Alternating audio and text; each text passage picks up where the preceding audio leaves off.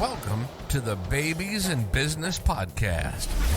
Join your hosts, Rachel and Avram Gonzalez, real-life parents and business partners. Each week on Babies in Business, Rachel and Avram create a space for entrepreneurial parents to find their own way. They'll dive into insights on topics like leadership, efficiency, self-awareness, budgeting, and human psychology as they nurture their family and build their business. Here's your hosts, Avram and Rachel. We were going to record this podcast while we were headed to the pool today. There was no chance in heck that was going to happen. Yeah, there's too much conversation on the way down, and we're with our kids, so we want to make sure that we're with them anyway. Yeah, we have typically a backlog with recorded podcasts, and today we got to make sure we get this one over to the team so that when they come in, that there's stuff for them to work on. And yeah, so like Rachel said, not going to work on the walk, but they're in bed now. And we have a fun little story for you. Something happened last night. Simple thing. Give us a message for you today. But it was pretty profound. You know, you say simple, but I think that the lesson that we learned was pretty profound. We played this game, one of our very favorite games, Quirkle. And if you don't know this game, it is like, what is that game? Scrabble. Instead of with letters, it's with colors and shapes. So you can combine things, you make lines. Within the rules, you make different combinations that work. And then you get lots of points and you score it. And you see who wins by the end of the game. But you want to get the most points. Yeah, Rachel and I have been pretty competitive with this game in the past. Oh, I trounce Avram because I count cards. So she counts tiles in this game. And so she knows that, like, what's in my hand, what she's sandbagging, all this kind of stuff to block me out. And vice versa. Yeah. Right? I dish it too. But Rachel typically wins this game. But it's a really chill game. Even though we're competitive with it and we keep points, all the things around the game, it's such a fun, enjoyable game because it's never the same. Yeah, we played this like dozens of times on the first camping trip that we ever did, which was, like 7 years ago. Yeah, it was like July, middle of the year. And we ended up having to take our dog with us, and we didn't realize the implications that would have on our trip. Like there were national parks that we couldn't go into because we had the dog. We wanted to go hiking, but she can't handle really long hikes. So we couldn't do that. So we spent a lot of time on that like 6-day camping trip. Yep. Hanging out in camp playing Quirkle. That was one of the games that we had brought, brand new game to us, but we have such great memories around it. So last night we'd had a pretty long day with the boys. Yep. And Rachel's like, I just want to play this game after they go to bed. Yeah. And so we sit down and she's like... And you asked a question. Okay, so are you going to keep track of your points on your phone? Or, you know, are we going to keep track separately? Yeah. How do we do this? We normally get a piece of paper and then we'll, do the little tick marks. And that's how we track it. And this time she was like no, let's just not track it. Let's just play. Because the trouble of finding paper in this house where I try to hide it from my toddler. And pens. And pens. Oh my gosh, pens. Pens are dangerous. He knows how to click them on and off now. On is the most important thing that he knows. Yeah. But anyway, the trouble of finding paper and pen was just not worth it to me. So I just thought, let's just play and it's going to be fun. Yeah. And indeed, it was fun. It was fun. But we learned something about, life. Life. We're laying the tiles down and we were remarking about how the way that they were getting laid down, we're like, we'd probably never lay them down like this in a real game. Well, like one tile would go down or 2 tiles would go down and there was no effort to get a Quirkle, which gives you 12 points. If you are the last person or if you are the person to complete a line of 6, regardless of how the combinations work, if you complete that, you get 12 points. Very few Quirkles scored in that game, like 3. Right. And normally, that's really what you're working towards. Yes. And you want to make sure when you place tiles. If you place 2 tiles and you get like 10 points, that's a really great score. And there are ways to combine it to get that. But what we found with not tracking the points, it was aimless. The whole game. Yes, it was fun. It was just kind of like a mindless, hey, we're together. We're more talking and chatting than we are playing a game.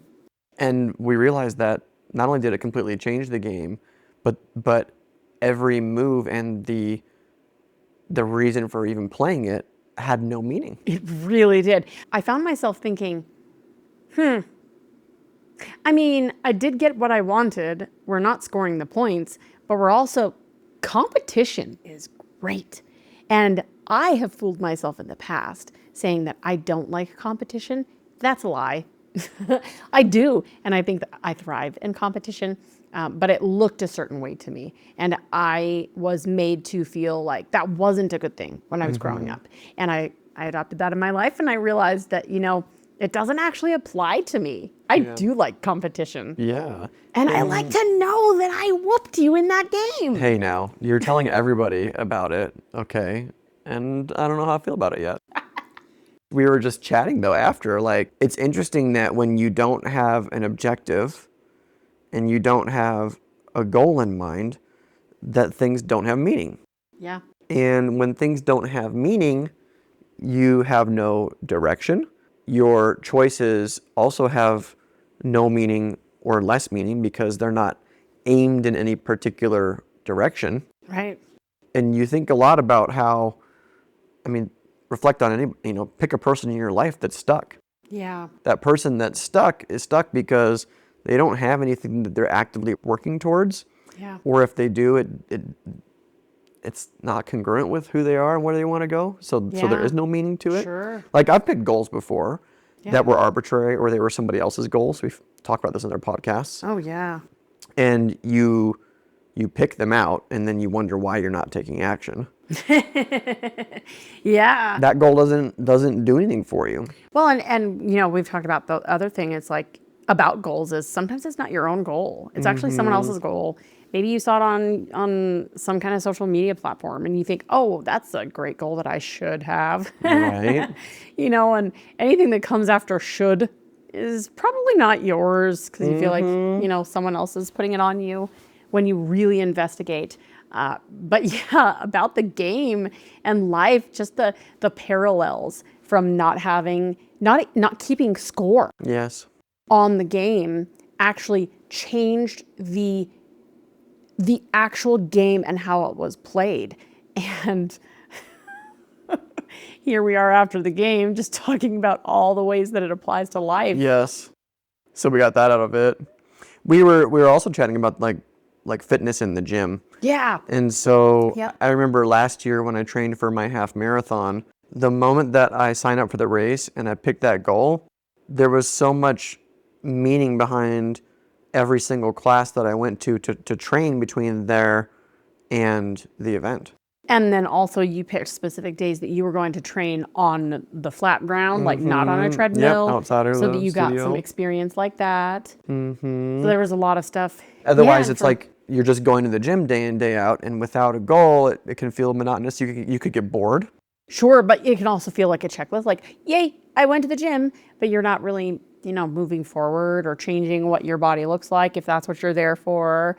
And for me, I noticed that me going to the gym, my journey has been just understanding that I'm so much more capable than I ever thought I was physically and pushing myself. So I recognized that when I was involved in some kind of sprint at the gym, like some kind of competition, I think of transformation challenge, that I had purpose and I also had goals that I wanted to meet, and that I actually lifted heavier than I otherwise would because I was challenging myself. We had done a body scan at the beginning and then a body scan at the end, and I was going to be able to see the results.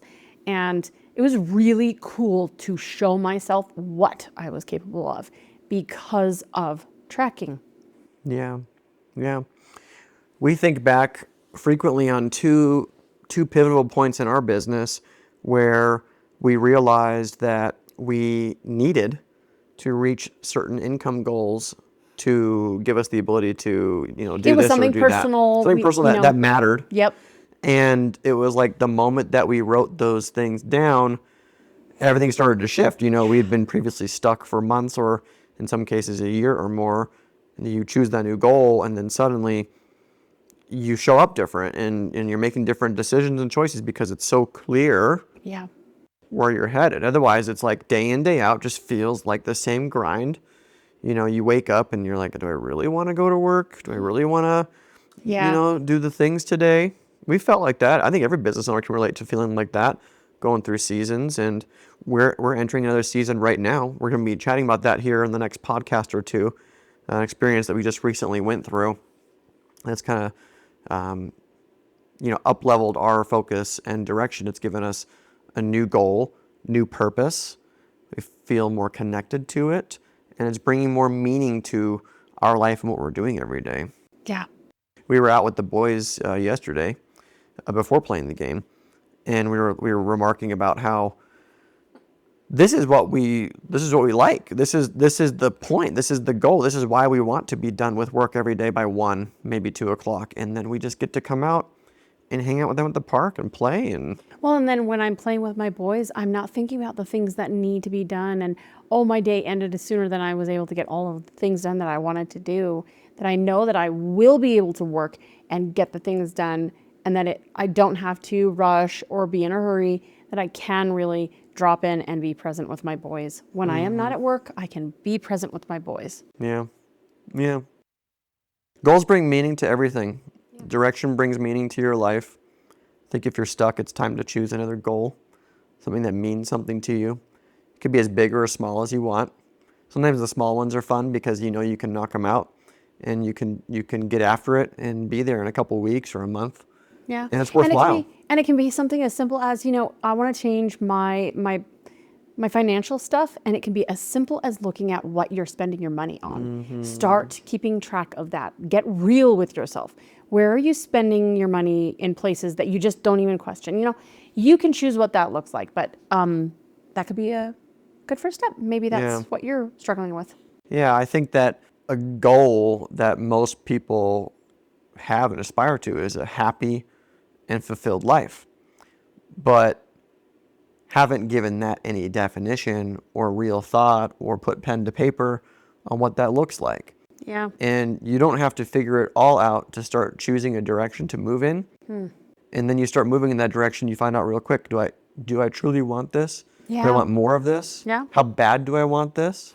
But you don't find it or discover it without choosing it. It's really easy to spend days and days and days in your evenings just watching TV and then going to bed. Yeah. Because you don't have something else that's driving you. But when you pick the thing out, you find yourself moving towards like the greatest version of you. Yeah. You got to declare it first. Yeah. That's the way to find clarity. You start taking steps, and before you know it, you wake up and you're like, wow, life's great. Yep. Well, and then you got to call your shot. Yeah. And you get to get strategic about your life. You get to start keeping track, if you will, keeping points, score on the different things in your life that matter, and start measuring those things. What are you doing? What is the effort you're putting forth to something that you say matters to you? Are you actually putting forth any effort towards it or not? Does our effort and our money, where we spend our time and where we spend our money, tells us what matters to us. So you could do simple stuff like looking at, okay, does my family really matter to me? Well, how much time do I put on the calendar for them? How much money do I set aside money for trips or whatever that looks like for you to spend with your family, and those things, and get real with that. Yeah. So we're going to have some show notes.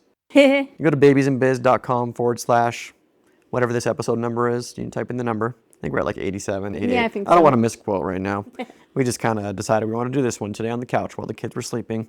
And so go check that out, because we're going to link up some past podcasts. One specifically Rachel just mentioned about your real priorities versus your aspirational ones. Yeah.